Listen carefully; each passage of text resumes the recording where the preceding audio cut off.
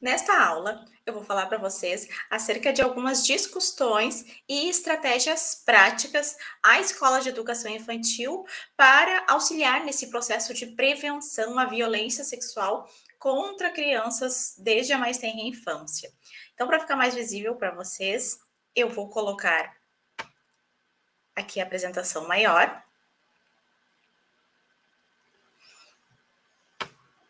E eu sou a professora Jéssica Moraes. Quem ainda não me segue lá na página Pedagogia da Subversividade.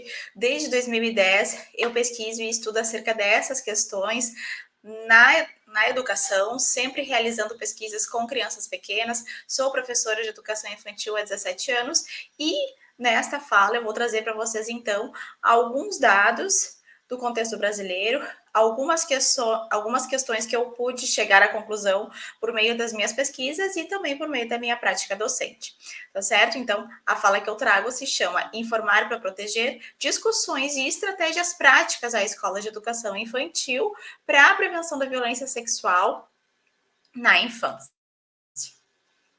Então, a proposta de conversa se divide mais ou menos do seguinte modo. Primeiro, eu vou falar de algumas estatísticas do contexto brasileiro, depois alguns pontos importantes para a gente considerar quando queremos levar essa temática para a escola, qual a função ética e protetiva também, né, das instituições, e algumas estratégias, então, práticas, né, de como desdobrar tudo isso com as crianças. Bom, então, para iniciar, eu trago um dado aqui, que ele é bem alarmante do Ministério da Saúde, ele é deste ano, que o Brasil registrou quase 203 mil casos de violência sexual contra crianças e adolescentes de 2015 a 2021.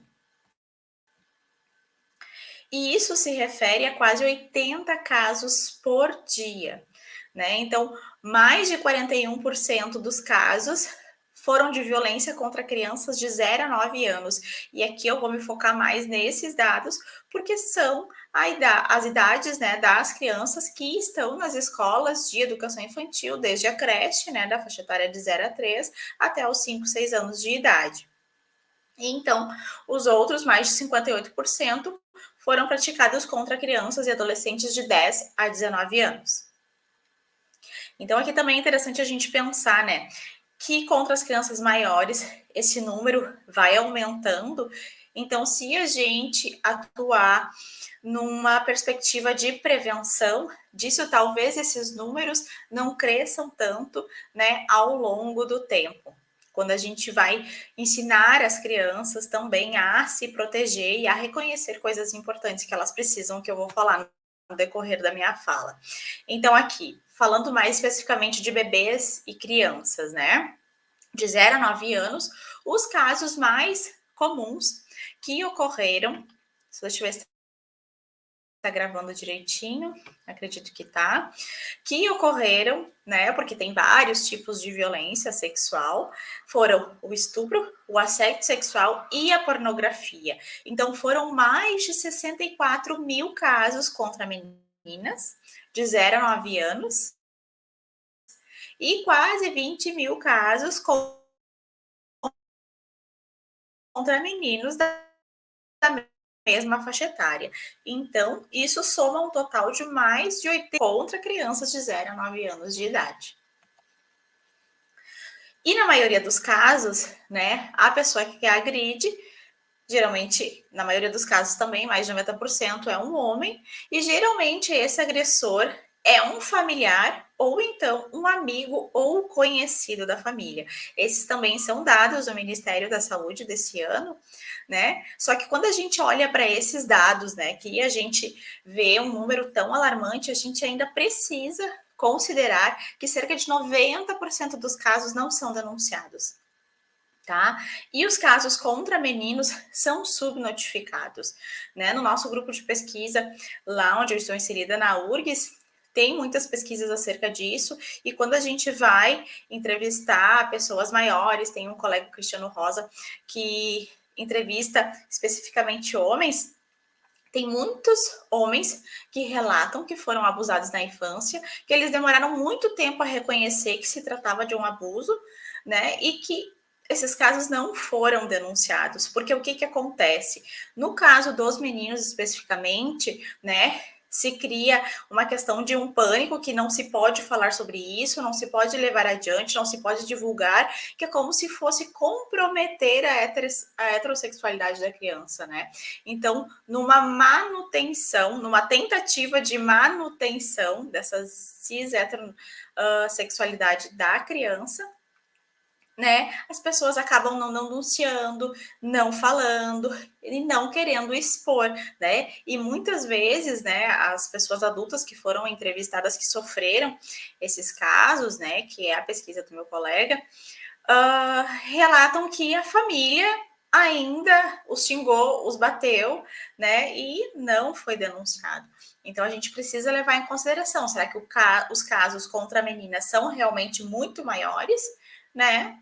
Que a gente sabe que também tem toda uma discussão da objetificação do corpo da mulher que vai sendo construído desde a infância, mas também o número contra meninos pode ser que seja um pouco maior em função dessa subnotificação que acontece nesses casos.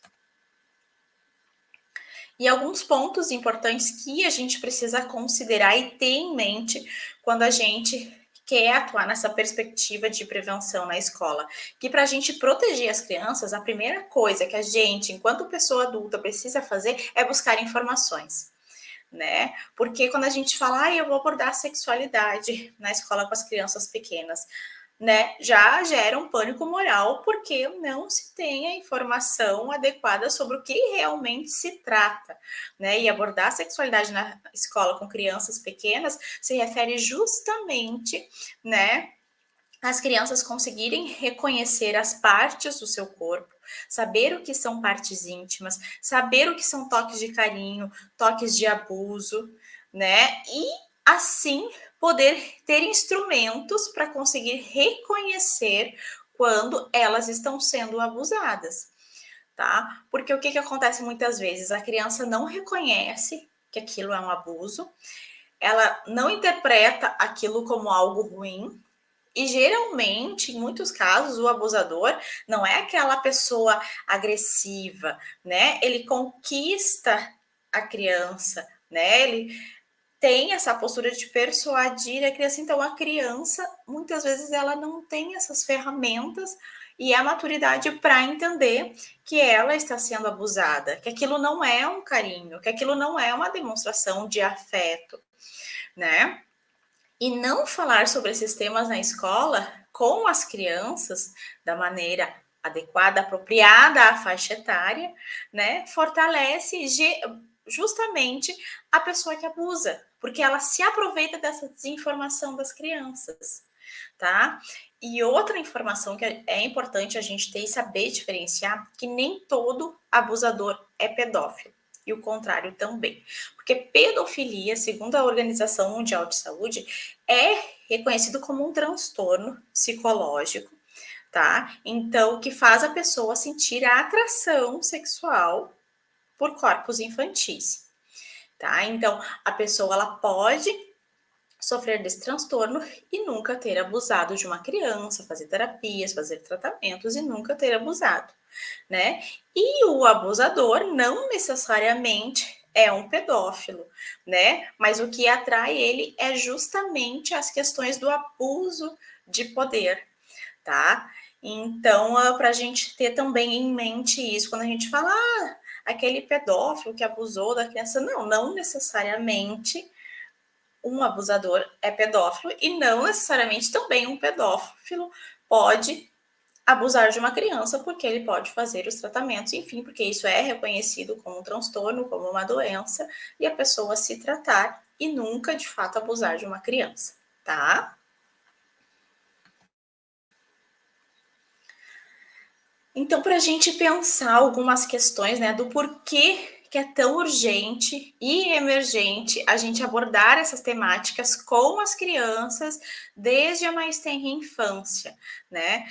A partir dos dados que a gente viu, né? Números gigantescos e de a maioria dos casos acontecerem dentro da própria casa ou por pessoas conhecidas da família, que geralmente são pessoas que as crianças confiam, que elas têm uma boa relação, né? E elas têm essa dificuldade muitas vezes de entender que elas estão passando por um abuso, elas muitas vezes até sentem um desconforto e sentem que aquilo não é legal, elas não estão gostando daquilo, mas elas também não sabem diferenciar, né? Então, será que a família é mesmo sempre um lugar seguro para a criança?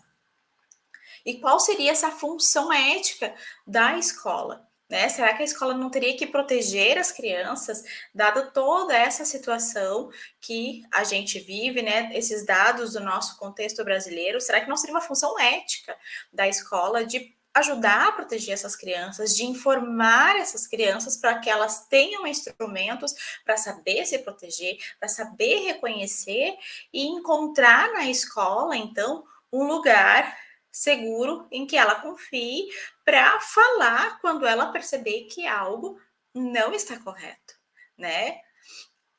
E como fazer isso então com as crianças pequenas? Existe também um modo apropriado para a faixa etária, ético, né? Como a gente vai falar sobre isso com as crianças, como que a gente vai abordar. Então, para começar falando um pouco dessas estratégias, como que a gente pode agir durante, né, esse cotidiano da escola de educação infantil, uma coisa que eu quero pontuar antes de iniciar é que não é uma prática isolada, tá? Ao final da minha apresentação, eu vou trazer algumas sugestões de livros, tá? Muito potentes que abordam essa temática, que nos ajudam, nos dão instrumentos para iniciar uma conversa com as crianças. No entanto, não adianta eu contar a história uma vez que achar que pronto, agora eu já abordei, eu já informei as crianças, elas já estão sabendo que são partes íntimas, elas já sabem o que é carinho e abuso, e agora se alguma coisa acontecer, elas vão me contar. Não, não é assim, porque a gente tem que tomar cuidado em todas as nossas ações do cotidiano da escola, por isso que eu disse ali no início que a gente tem que buscar informações também, tá? Porque, por exemplo, os livros eles não podem servir como uma bengala para a gente abordar um tema que a gente não está preparado, tá? Então, o fato de a escola ter livros, o fato de eu comprar um livro, levar o livro para as crianças, demonstra que eu tenho sim uma boa intenção, né? Que eu quero levar essas temáticas. No entanto, se não tiver um processo de formação, não tiver discussão sobre isso e eu conseguir reconhecer nos detalhes como que eu tenho que agir, pouco adianta eu levar essa história uma única vez, ou levar uma vez e depois de muito tempo levar uma outra, e não cuidar nessas ações que também são muito importantes em todo o cotidiano da escola de educação infantil e também da escola de crianças maiores, né? Mas estou me detendo aqui a escola de educação infantil, focando mais nas crianças pequenas, tá?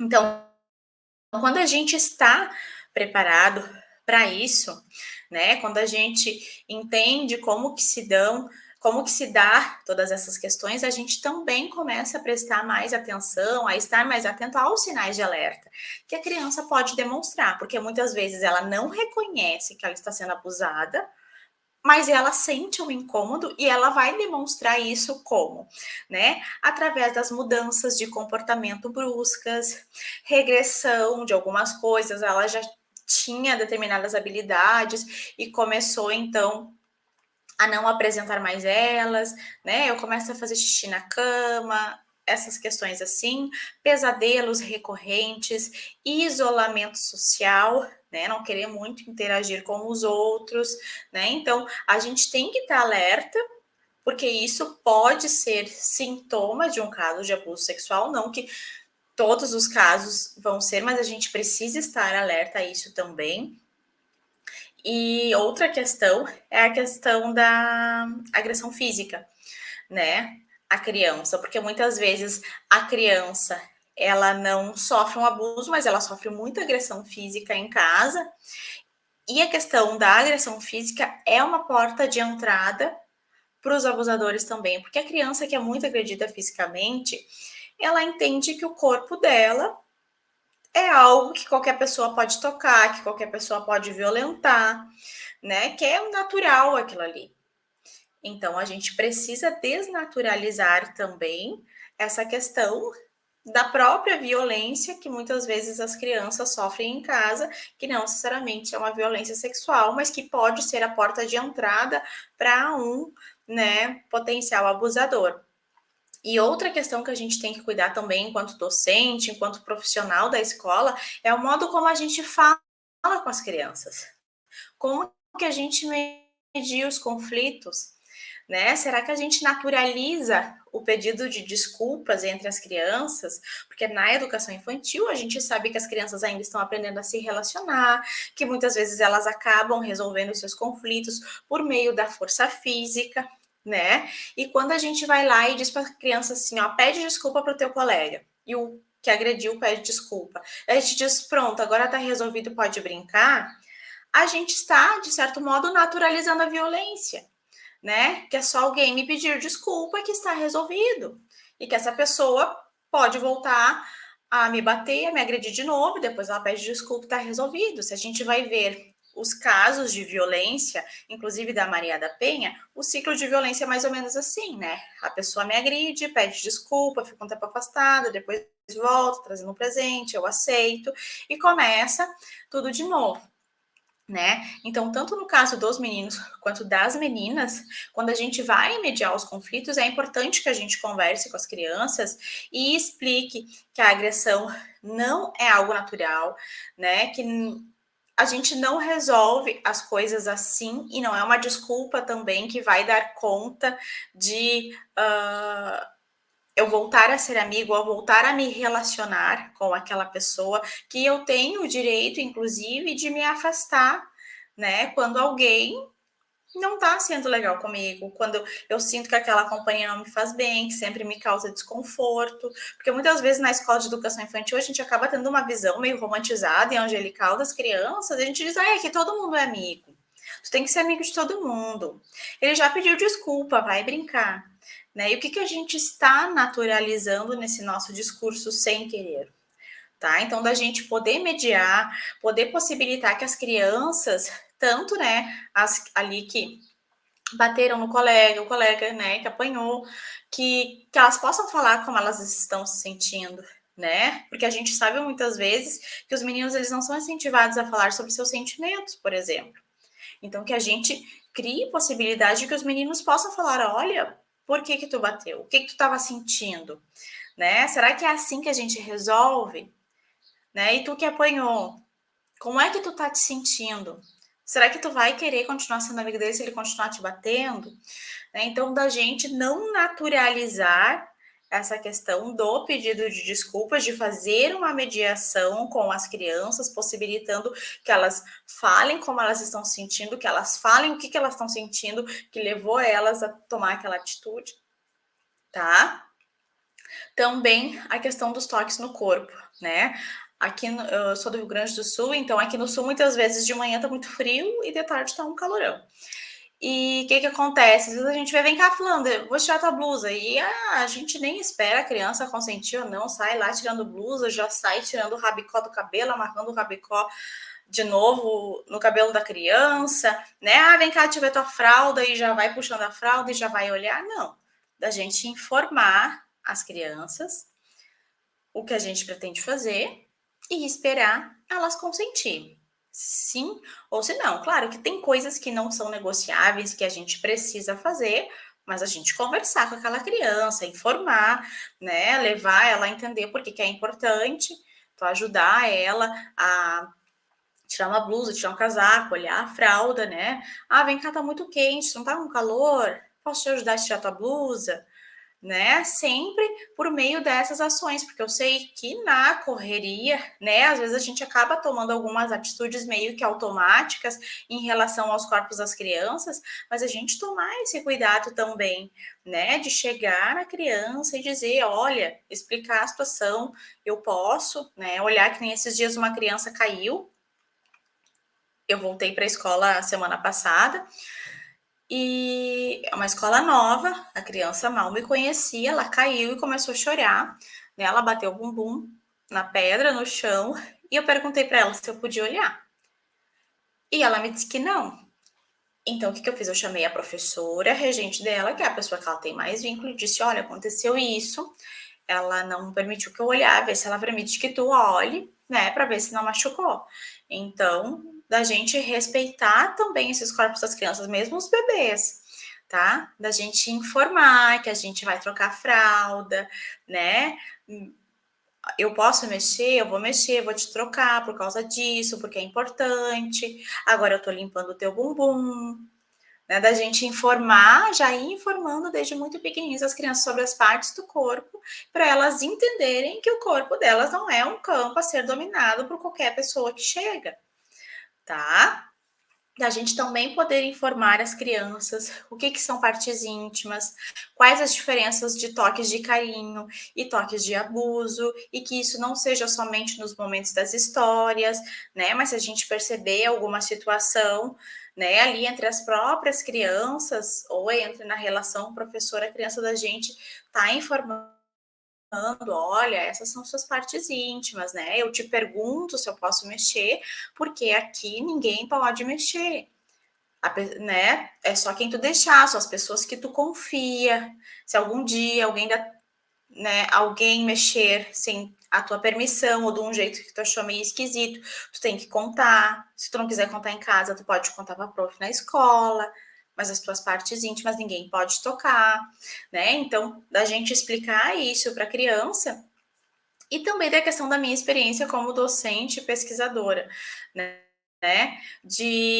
Teve uma situação que eu estava contando a história do Pipo e Fifi, que é da Carolina Arcari, até depois, no final, ela é uma das sugestões que mostra ali, de uma maneira muito interessante, os toques do sim, os toques do não, o que é carinho, o que é abuso.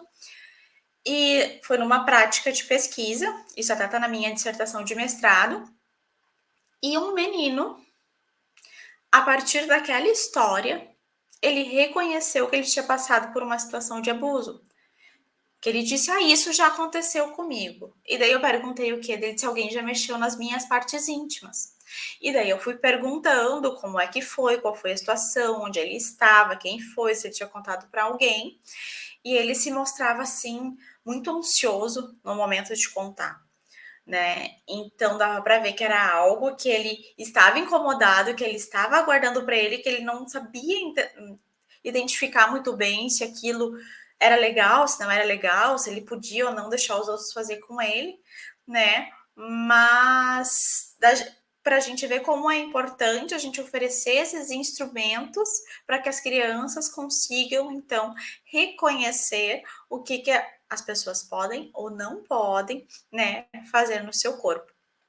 E esse, então, deve ser um compromisso assumido por toda a escola.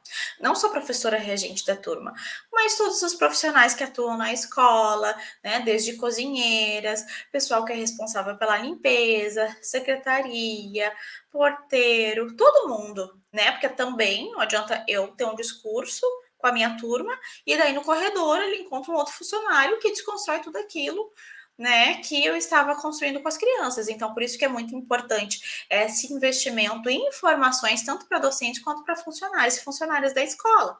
Não adianta a gente conversar só com os professores e não falar também com os funcionários, que são pessoas trabalhadoras em educação também. Elas estão dentro de uma escola, né, e mesmo que não sejam docentes, elas estão ajudando a educar essas crianças, pelos modos como se relacionam com elas, pelo modo como falam com elas, né?